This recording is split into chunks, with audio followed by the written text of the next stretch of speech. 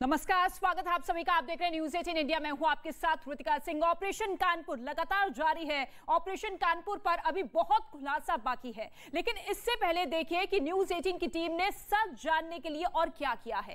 कानपुर में हुए फसाद की तह तक जाने के लिए हमने कानपुर शहर के उन काजी से मुलाकात की जिनका नाम कानपुर हिंसा मामले से जुड़ रहा है। ये वही काजी कुद्दूस है जिनका जिक्र कानपुर हिंसा मामले पर बात करते हुए हाजी सलीस ने हमारी टीम के सामने किया था। काजी कुद्दूस ने हमारी टीम से कानपुर हिंसा पर जो कहा वो आप खुद ही सुन लीजिए।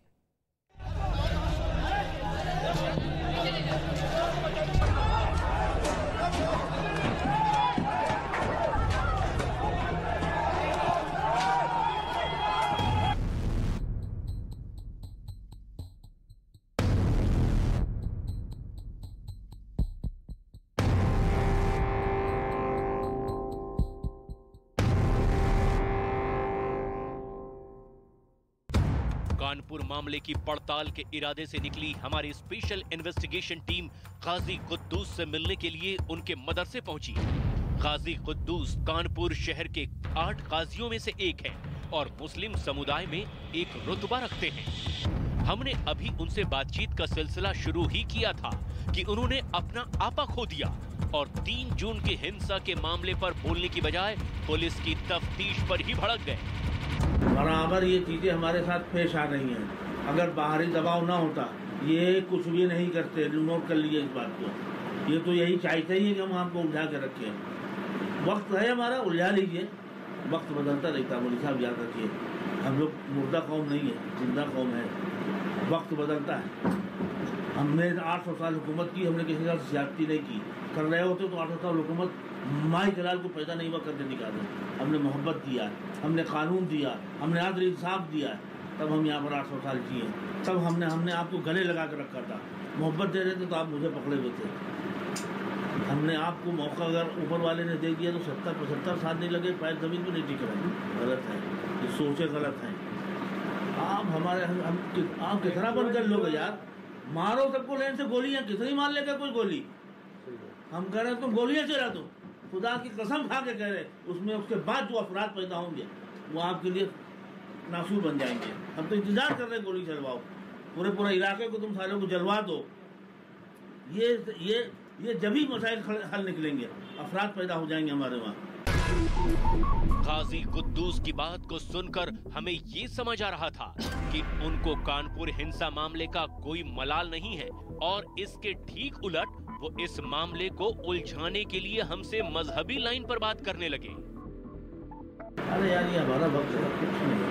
खुदा की कसम, तुम जितने मारोगे उससे ज्यादा महीने में पैदा कर देते बच्चे। क्या मारोगे यार? क्या ले जाओगे? कुछ नहीं कर पाओगे। उससे ज्यादा बच्चे पैदा कर देते। 1,50,000 जितने दिन में मारोगे उतने दिन को पैदा कर चुके होंगे। कुछ नहीं कर पाओगे। जो तुम सोच रहे हो ये कर देंगे वो कर देंगे। और यही मुसलमान कौम है जो गुलामी कभी पसंद नहीं की इसने। काजी कुद्दूस की बातों से ये साफ झलक रहा था कि कानपुर हिंसा मामले में हो रही पुलिस की कार्रवाई उनकी दुखती रग है, क्योंकि जैसे ही हमारी टीम ने उनसे पुलिस थ्योरी के मुताबिक 3 जून की साजिश पर सवाल किया तो उनका गुस्सा एक बार फिर सरकार पर भड़क गया। पुलिस बार बार क्यों आप लोगों को जो उनका इन्वेस्टिगेशन है वो तो यही कह रहे हैं कि प्रॉपर एक साजिश थी, प्लानिंग थी। पुलिस होनी की है तो कहेगी तो क्या करेगी? मीडिया किसकी है? पुलिस किसकी है? हुकूमत किसकी है? फिर किस पे भरोसा करेंगे? किस पे भरोसा करोगे? यही तो मुसीबत बनी हुई है। कातिल भी आप ही हो, मुनसिफ भी आप ही हो। मुसीबत तो यही बनी हुई ना। सब कुछ तो आप हो ना, इसके पास जाएगी। लेकिन जैसे ये हादसा हुआ तो जांच तो पुलिस ही करेगी, दूसरा तो कोई करेगा नहीं। तो उसको हम ना कब कर रहे हैं? हमको झेल ही रहे ना, तो झेल ही रहे हैं उसको। तो आपसे कह ही रहे हैं कि भाई उनको मारना हो मारो, गोली चलाओ, 1,50,000 मार डालो। जब ये जिस दिन हो जाएगा उस दिन अफराद पैदा हो जाएंगे, तुम्हारे लिए तैयारी हो जाएगी। हम तो इंतजार कर रहे हैं कि तुम धीरे धीरे जो कर रहे हो करो, करता जो कुछ कर रहे हो। जब घर में 4 भाई होंगे, 2 मर चुके होंगे, 2 क्या करेंगे? तुम्ही को लूटेंगे, तुम्ही को खाएंगे, तुम्हारा इलाज करेंगे। हम उसका इंतजार कर रहे हैं। काजी कुद्दूस से बात करते हुए हमारी टीम को इस बात का अंदाजा हो गया था कि काजी साहब न सिर्फ पुलिस बल्कि पूरे सरकारी तंत्र से ही खार खाए बैठे हैं। लेकिन फिर भी हमने उनसे सवाल किया और हमारे सवाल का उन्होंने जो जवाब दिया उसे सुनकर हम हैरान रह गए, क्योंकि काजी साहब की नजर में 3 जून को कानपुर शहर में हुई हिंसा का मसला इतना बड़ा है ही नहीं जितना बड़ा उसे बना दिया गया है। इतना झगड़ा हुआ, मुंह में पत्थर चले, आधा घंटा चले होंगे, 4-6 घंटे तो नहीं चले। कोई मरा, कोई टूटा फूटा, कोई अस्पताल में, 50-60 गिरफ्तारियां। शर्म की बात है यार। इतना बड़ा एनआरसी का मैटर आया था, उसमें गिरफ्तारियां हुई, हम लोगों ने छुड़वा लिया और मुश्किल से 10-15-20 लोग अंदर जेल में गए थे। इतना बड़ा एपिसोड था वो, क्योंकि ये उससे बड़ा है कि आप गिरफ्तारी रात दिन सुबह शाम यही काम कर रहे हो, घर घुस के पकड़े लिए जा रहे हो। उनका अगला जवाब सुनकर तो हमें लगा कि वो कानपुर हिंसा के लिए उन लोगों को गुनहगार नहीं मानते जिन्होंने 3 जून की साजिश रची, क्योंकि उन्होंने तो कानपुर हिंसा का ठीकरा आवाम के सिर फोड़ दिया। आपको वैसे नहीं पता चला था कि जुमे के दिन इस तरह? नहीं, हमको पता था कि वो उनसे ऐलान किया, खतरा बना हुआ था कि मतलब ये कि कोई बात हो सकती है, क्योंकि जब आवाम फारिग होगी, बेकार होगी, कुछ करेगी। कानपुर हिंसा मामले पर हाजी सलीस के दावे और काजी कुद्दूस की तकरीर। कानपुर हिंसा मामले में एक ही सिक्के के 2 अलग-अलग पहलू हैं। न्यूज़ 18 इंडिया ना तो हाजी सलीस के दावों की पुष्टि करता है और न ही काजी कुद्दूस की तकरीर से सहमत है।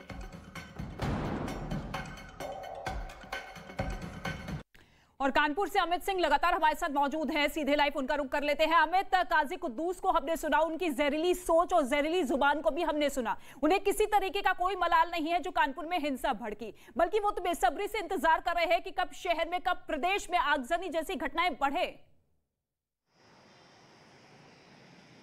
जी हाँ, बिल्कुल बिल्कुल रितिका, जिस तरीके से काजी कुद्दूस का बयान सामने आया है, जिस तरीके से स्टिंग ऑपरेशन में वो लगातार वो कह रहे हैं कि, और वो 3 जून को जो कुछ हुआ उसे मान भी नहीं रहे, बोल रहे हैं कि इतना बड़ा मामला है भी नहीं, लेकिन उन्हें जरा समझना चाहिए कि 3 जून को जो कुछ हुआ उसी के एवज में हमने देखा कि किस तरीके से बीते कल शुक्रवार के दिन जुम्मे के नमाज के बाद उत्तर प्रदेश के कई जिलों में, प्रयागराज में किस तरीके की तस्वीरें आई, प्रयागराज के बाद सहारनपुर में किस तरीके की तस्वीरें आई, वो सब कुछ कंट्रोल में इसलिए आ गया क्योंकि शासन की तरफ से सख्त आदेश दिए गए थे कि जुमे के नमाज के वक्त जितने भी बड़े अधिकारी हैं वो ऑन फील्ड रहेंगे। और प्रयागराज में सब कुछ नॉर्मल हो गया, 10 मिनट के अंदर लॉ एंड ऑर्डर को वापस मेंटेन किया गया क्योंकि बड़े अधिकारी फील्ड में थे और उन्होंने नॉर्मल किया। और प्रयागराज में जो कुछ हुआ, मुरादाबाद में जो कुछ हुआ, सहारनपुर में जो कुछ हुआ, ये उसी का नतीजा था जो कानपुर में हुआ था 3 जून के दिन। और 3 जून की जो पटकथा थी, हाजी सलील को अगर हम सुने तो उसके 3 जून की जो पटकथा थी वो पहले लिख ली गई थी। हालांकि इस पूरे मामले में इन्वेस्टिगेशन हो रहा है और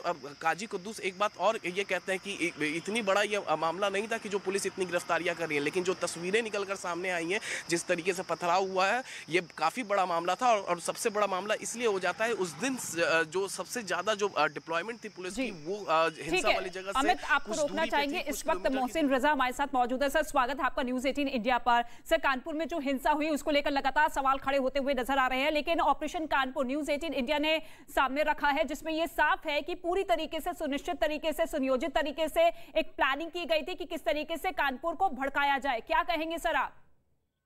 देखिए, ऐसे लोगों के खिलाफ कार्रवाई कर रहा है हमारा पुलिस प्रशासन और ऐसे लोग जो इस घटना में इन्वॉल्व थे। लेकिन हम ये कहना चाहते हैं कि सौहार्द कायम करके जिस तरह से पूरे देश में और उत्तर प्रदेश के अंदर आदरणीय योगी जी ने हर तरह से ईद की नमाज हो, बकरीद हो, हर मौके पर सुरक्षा व्यवस्था दी गई, हर चीज सुचारू रूप से हुई है। लेकिन अब ये साफ हो गया है कि कुछ चंद लोग हैं जो तमाम इनोसेंट मुसलमानों के पीछे खड़े होकर और इस तरह की कृत कर देते हैं, दंगे भड़काते हैं और उसके बाद उससे हमारी पूरी कौम बदनाम होती है। लिहाजा आपने जो भी बात की, जो भी इस तरह की चीजें निकल कर आती हैं, इससे ये तो साफ हो रहा है कि इनके खिलाफ कार्रवाई भी होगी।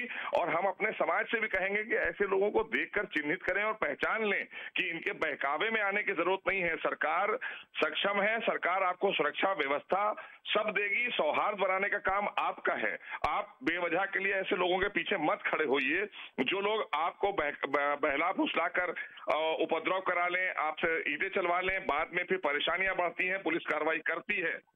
लेकिन सर, हमारी टीम जब ग्राउंड जीरो पर पहुंची तो कई काजियों से बात की। उसी में एक काजी कुद्दूस जो कि ये कहते हुए नजर आ रहे हैं कि जितना ये मामला था नहीं, उससे ज्यादा इस मामलों को सामने रखा गया है और जिस तरीके से कार्रवाई की गई है उसको लेकर नाराजगी है कि हुकूमत तो हमने भी की है लेकिन इस तरीके की एक तरफा कार्रवाई हमारी तरफ से नहीं की गई। देखिए, फौरी तौर पर जो कार्रवाई हुई है वो कार्रवाई शांति व्यवस्था के लिए होती है और आपको पता है अच्छी तरह से गेहूं के साथ घुन भी पिसते हैं।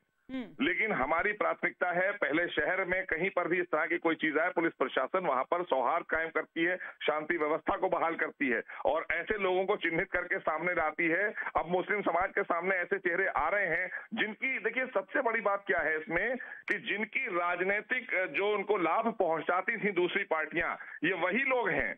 यहाँ इनके जो राजनीतिक लाभ देने वाले आका थे अब नहीं है।